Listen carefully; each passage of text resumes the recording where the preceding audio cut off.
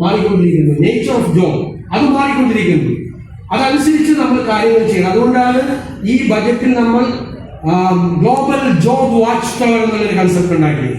ഓരോ സെക്ടറിലെയും എക്സ്പേർട്ടുകൾ, ആ എക്സ്പേർട്ടുകളെ നിയോഗിച്ചുകൊണ്ട് അവർ ലോകത്തിലെ തൊഴിൽ രംഗത്ത് ഉണ്ടാക്കിക്കൊണ്ടിരിക്കുന്ന ഓരോ സെക്ടറിലും ഉണ്ടായിരിക്കുന്ന മാറ്റങ്ങൾ അവർ പഠിക്കുകയും അത് ഗവൺമെന്റിന് റിപ്പോർട്ട് ചെയ്യുകയും ഗവൺമെന്റ് അതിന് കറസ്പോണ്ടിങ് ആയിട്ടുള്ള കരിക്കുലം ചേഞ്ചസ് വരുന്നു. പുതിയ അക്കാഡമിക് കോഴ്സ് എന്നല്ല പറയുന്നത്, അക്കാഡമിക് പ്രോഗ്രാം എന്നാണ്.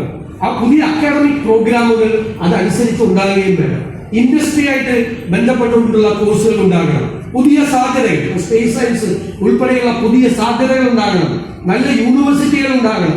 ലോകത്തിൽ അറിയപ്പെടുന്ന ലെഗസി യൂണിവേഴ്സിറ്റികളുടെ സെന്ററുകൾ നമ്മുടെ കേരളത്തിൽ ഉണ്ടാകണം. അതിനാണ് നമ്മൾ നോളജ് വാല്യൂ എന്നുള്ള കൺസെപ്റ്റ് വെച്ചിട്ട് ഒരു ഈ ലെഗസി യൂണിവേഴ്സിറ്റീസിനെ കൊണ്ടുവരാൻ വേണ്ടിയിട്ടാണ്. കുട്ടികളെ ഇവിടെ നിർത്തുക മാത്രമല്ല, വിദ്യാഭ്യാസ കാര്യത്തിൽ കേരളത്തിന് നമുക്കൊരു ഡെസ്റ്റിനേഷൻ പോയിന്റ് ആണ്. നമ്മുടെ law and order situation comparatively better ആണ് മറ്റ് സംസ്ഥാനങ്ങളുമായി. രണ്ടാമത് നമ്മുടെ ക്ലൈമറ്റ് കമ്പാരിറ്റീവ്ലി ബെറ്റർ ആണ് മറ്റ് സ്ഥലങ്ങളുമായിട്ട് ബന്ധപ്പെട്ട്.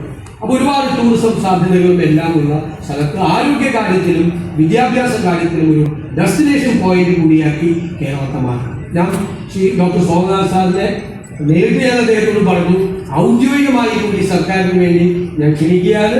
ഞങ്ങളുടെ ഈ ഗ്ലോബൽ ജോബ് വാച്ച് ടവറിന്റെ കാര്യത്തിലും അതുപോലെ സ്പേസ് ഇക്കോണമിയുടെ കാര്യത്തിലും ഒരു ഉപദേശക സ്ഥാനത്ത്, ഗവൺമെന്റിന്റെ ഉപദേശക സ്ഥാനത്ത് അദ്ദേഹം ഉണ്ടാകണമെന്ന് ഈ ധന്യമായ മുഹൂർത്തത്തിൽ അദ്ദേഹത്തിനോട് അഭ്യർത്ഥിച്ചുകൊണ്ട് ഈ അവാർഡ് ലഭിച്ചതിൽ അദ്ദേഹത്തെ പ്രത്യേകമായി ഞാൻ ഈ അവസരത്തിൽ അഭിനന്ദിക്കുന്നു. ഓരോ അവാർഡും അതിന്റെ